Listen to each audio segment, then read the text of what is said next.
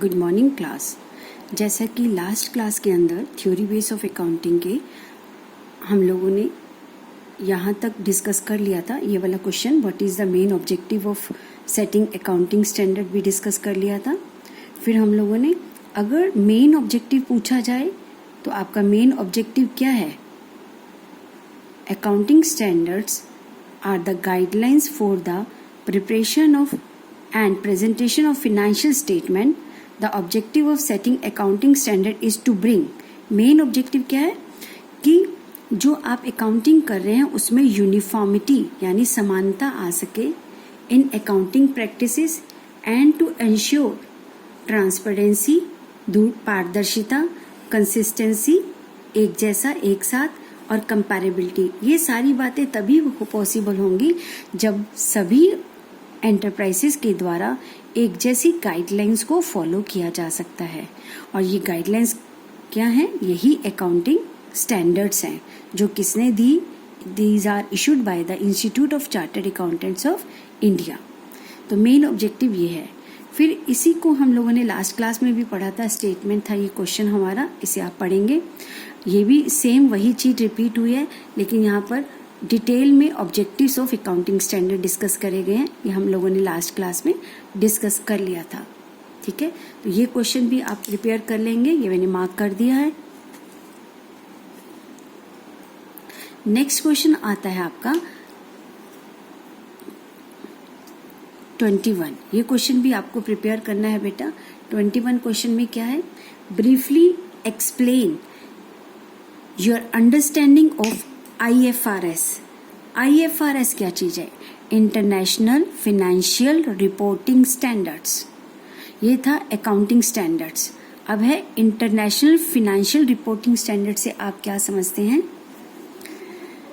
IFRS are the accounting standards issued by International Accounting Standard Board, recommended to be used by the enterprises globally to produce financial statements following a single set of accounting standards।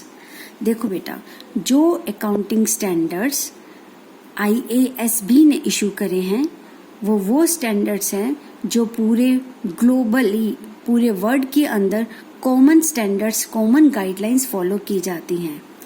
तो IFRS international financial reporting standards हैं which are issued by IASB के द्वारा, जो किस लिए issue किए गए हैं?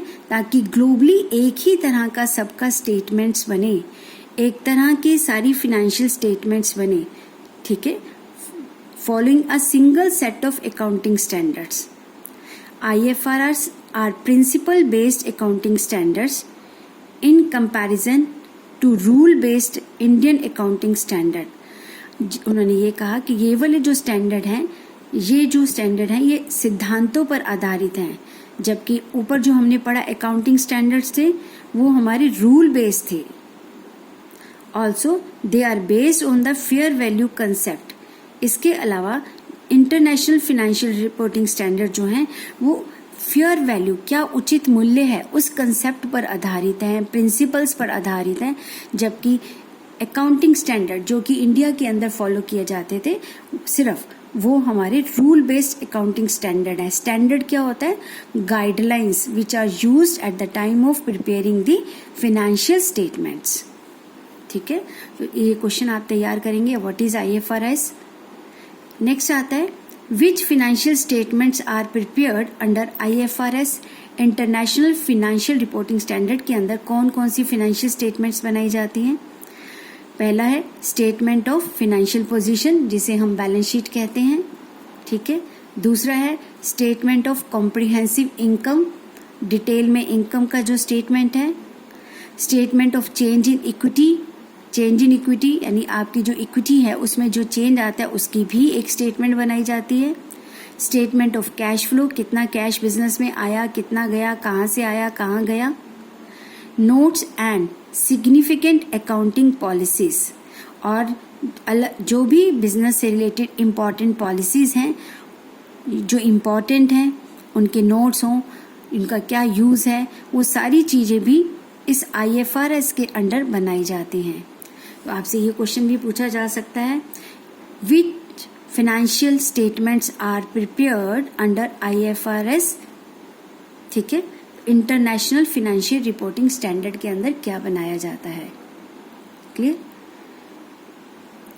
नेक्स्ट क्वेश्चन जो आपको प्रिपेयर करना है, briefly explain your understanding of Ind AS, Indian accounting standards.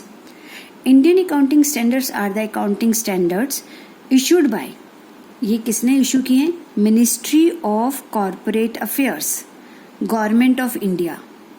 Government of India के अंदर जो ये कॉरपोरेट, कंपनी से, कॉरपोरेट होता है कंपनी से रिलेटेड जो मिनिस्ट्री है उसके द्वारा इशू किए गए, and notified under the companies act 2013, और इसको कंपनीज एक्ट 2013 में बताया गया, prescribe to be used by the enterprise to prepare financial statement, जिसमें ये लिखा गया कि कंपनीज को अपनी फाइनेंशियल स्टेटमेंट्स को बनाते समय इन्हें यूज करना है।